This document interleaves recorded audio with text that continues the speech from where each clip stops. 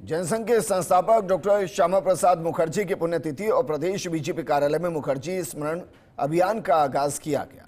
प्रदेश अध्यक्ष सीपी जोशी ने कहा, आज श्यामा प्रसाद मुखर्जी के बलिदान दिवस पर हम सब श्रद्धा सुमन अर्पित करते हैं। राजनीति में ऐसे दुर्लभ विरले ही होते हैं जो मातृभूमि के लिए पद त्याग देते हैं।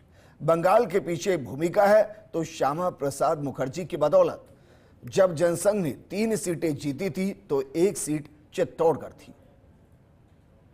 लोकसभा चुनाव परिणामों के बाद राजस्थान की बीजेपी पूरी तरह एक्टिव नज़र आ रही है। उसका कारण भी है कि बीजेपी में 365 दिन संगठनात्मक गतिविधियां चलती है, लेकिन आने वाले समय में 5 जगह पर उपचुनाव होने हैं, विधानसभा के, पंचायती राज और निकायों के चुनाव होने हैं।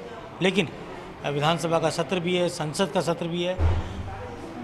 सीपी जी, सबसे बड़ी बात है कि आपके अगुवाई में ही पुराना विधानसभा का चुनाव लड़ा गया। लोकसभा के चुनाव में एक तरह से कहा जाए तो किस तरह से अब संगठन की गतिविधियों को तेज़ी दी गई है, इसके पीछे मकसद भी क्या है? देखिए, तेज़ी का ये वर्ष पर्यंत होने वाले कार्यक्रम है और हम लोग प्रत्येक कार्यक्रमों को सामान्य नहीं, प्रमुख कार्यक्रम मान के उस कार्यक्रम को पूर्ण रूप देते हैं।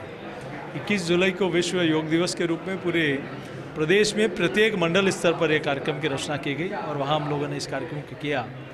22 तारीख को सुंदर सिंह जी भंडारी जी की जयंती को प्रत्येक जिला केंद्र पर मनाया गया। आज से 23 जून से डॉक्टर श्यामा प्रसाद मुखर्जी के बलिदान दिवस से लेकर 6 जुलाई डॉक्टर साहब की जयंती तक एक पौधा माह के नाम प्रत्येक शक्ति केंद्र पर 370 पौधे लगाने हैं। इस अभियान को आज से हम लोगों ने इसकी शुरुआत की है। 25 तारीख को आपातकाल इस कार्यक्रम को सभी ज़िलों में मनाया जाएगा और मैं इस अवसर पर प्रदेश के मुख्यमंत्री जी का धन्यवाद अर्पित करता हूं। उन्होंने सारे मिसाबंदियों की जो पेंशन कांग्रेस की सरकार ने बंद कर दी थी उनको फिर से शुरू करने का काम किया। तो ये कार्यक्रम की रचना है। इस दरमियान पंचायत राज और नगर निकाय के चुनाव भी है, उसमें भी हम लोग 2 जगह हम लोग विजयश्री मिली है। वहाँ अनूपगढ़ में हमारा प्रत्याशी जीत गया है और फलौदी में भारतीय जनता पार्टी का कार्यकर्ता निर्विरोध रूप से जीता है पंचायत समिति का चुनाव।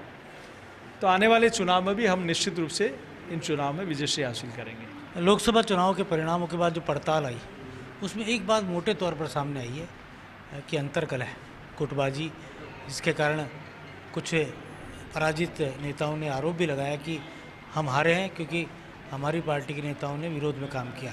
तो इसको लेकर पार्टी कितनी गंभीरता बरतेगी?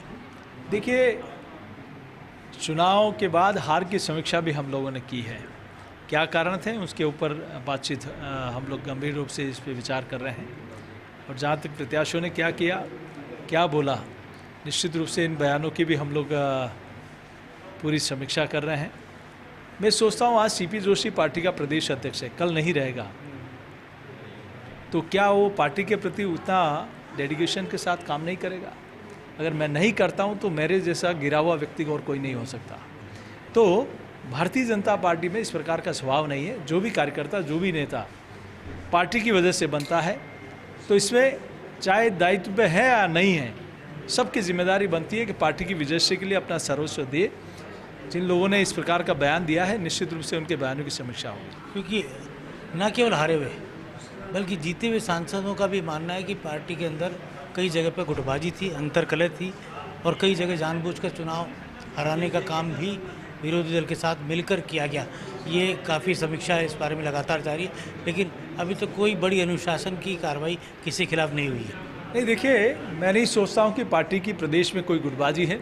सब लोग एकजुटता से एकमुखी होकर पार्टी के लिए काम कर रहे थे, लेकिन कई विषय आता है, किसी ने कुछ कहा है तो निश्चित रूप से उनके बयान की और उस चुनाव के दरमियान हुई गतिविधियों की निश्चित रूप से समीक्षा होगी। जिस तरह से आने वाले समय में बीजेपी संगठन रूप से और चुनावी रूप से एक्टिव है, सीपी जोशी जी का मानना है कि 5 विधानसभाओं के उपचुनाव में पार्टी को फतेह मिलेगी और आगामी निकाय और पंचायत चुनाव को लेकर भी श्री गणेश भारतीय जनता पार्टी का हो चुका है। कैमरा जर्नलिस्ट नरेंद्र के साथ योगेश शर्मा, फर्स्ट इंडिया, जयपुर।